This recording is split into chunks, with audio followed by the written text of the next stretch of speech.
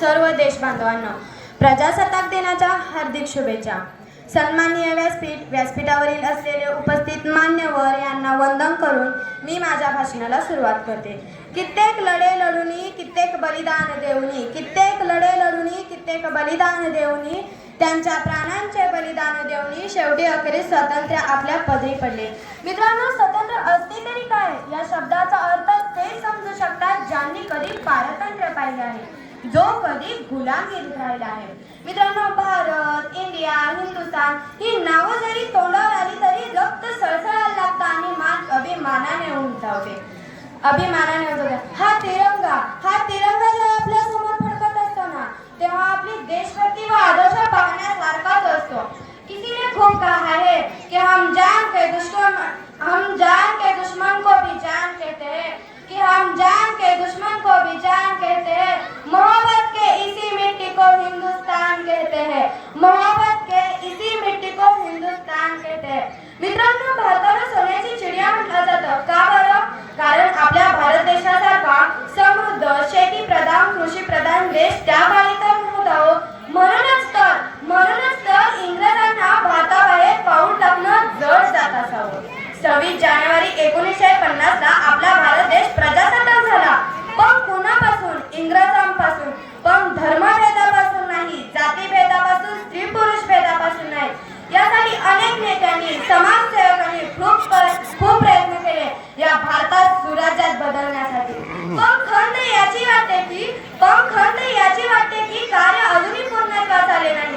बिस्लरीची bottle 20 रुपयाला घेतात, 300 रुपयाचा पिझ्झा खाता, हॉटेलमध्ये वेटरला 10 रुपये टिप देतात आणि शेतकऱ्याची 10 रुपयाची मेथीची पेंडी 5 रुपयाला मागतात। अशा दृष्ट वृत्तीमुळे शेतकरी आत्महत्या करण्याशिवाय काय BMW म्हणून ठरेल का? अजूनही आपल्या स्वप्नातला भारत दिसत नाही। वा, किती छान ती कल्पना, माझ्या स्वप्नातील भारत।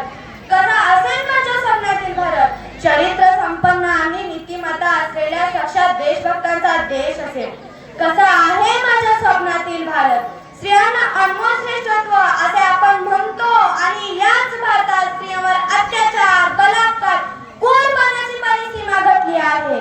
जेव्हा प्रत्येक घरी स्त्री स्वागतासाठी तयार असेल आणि तिच्याकडे वाकडी नजरी करून पाहण्याची हिंमत होणार नाही, हा आहे माझ्या स्वप्नातील भारत। राहिला विषय शिक्षण आणि तरुण मंडळीचा। मित्रांनो, अभ्यास हा फक्त मार्कासाठी करायचा नसतो। सायन्स शिकताना शास्त्रज्ञाशी बोलता आलं पाहिजे, कविता करताना कवीशी संवाद साधता आला पाहिजे, धडा शिकताना लेखकाशी बोलता आलं पाहिजे। असा एक ग्रुप होऊन अभ्यास करा, पण फक्त मार्कासाठी अभ्यास करू नका। मार्क या चौकटीच्या पलीकडे सुद्धा खूप काही शिकण्यासारखं आहे। मार्क हा एक परिणाम आहे आणि अभ्यास ही त्याच्यावरील प्रक्रिया, त्या प्रक्रियेची मजा घ्या। अलीकडे आत्महत्या करण्याचे प्रमाण खूप वाढले आहे। मार्क कम पडले, कर आत्महत्या, कॉलेजला नंबर लागला नाही, कर आत्महत्या, नोकरी लागली नाही, कर आत्महत्या, प्रेम प्रकरणात आत्महत्या। अहो, जी देशाच्या स्वातंत्र्यासाठी हसत फासावर गेली त्यांच्याकडून काय आपण हे शिकलो? भगतसिंग तर फासावर जायच्या अगोदर लेनिनचे चरित्र वाचत होते, तेव्हा जेलर म्हणाले, चला फासावर द्यायचं आहे। तेव्हा भगतसिंग म्हणाले, थांबा, एक क्रांतिकारक दुसऱ्या क्रांतिकाराशी बोलतोय, थांबा, एक क्रांतिकारक दुसऱ्या क्रांतिकाराशी बोलतोय। आणि पूर्ण पुस्तक वाचून संपवलं आणि हसत फासावर गेली हुई माणसं। कशासाठी? देशाच्या स्वातंत्र्यासाठी। आणि या स्वातंत्र्य देशात आता आमची तरुण मंडळी फडतूस करण्यासाठी आत्महत्या करते। आजपासून हे कुठेतरी थांबलं पाहिजे आणि जे देशाच्या स्वातंत्र्यासाठी फासावर गेले त्यांच्याकडून आपण काहीतरी शिकलं पाहिजे। हा आहे माझ्या स्वप्नातील भारत। अरे मित्रांनो, किडे मुंग्या, पशु पक्षी, राणे म्हणे, झाडे झुडपाच्या या पसाऱ्यात जगण्यापेक्षा थोडा सतर्क मेंदू आणि 2 हात 2 पाय लाभलेली जमात म्हणजे माणूस।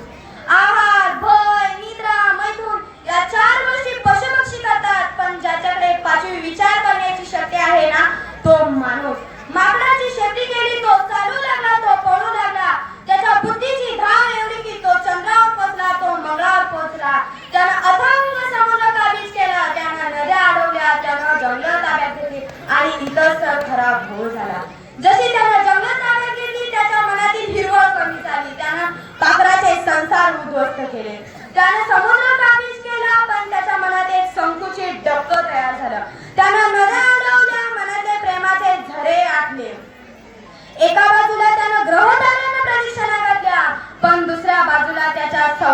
अन्ना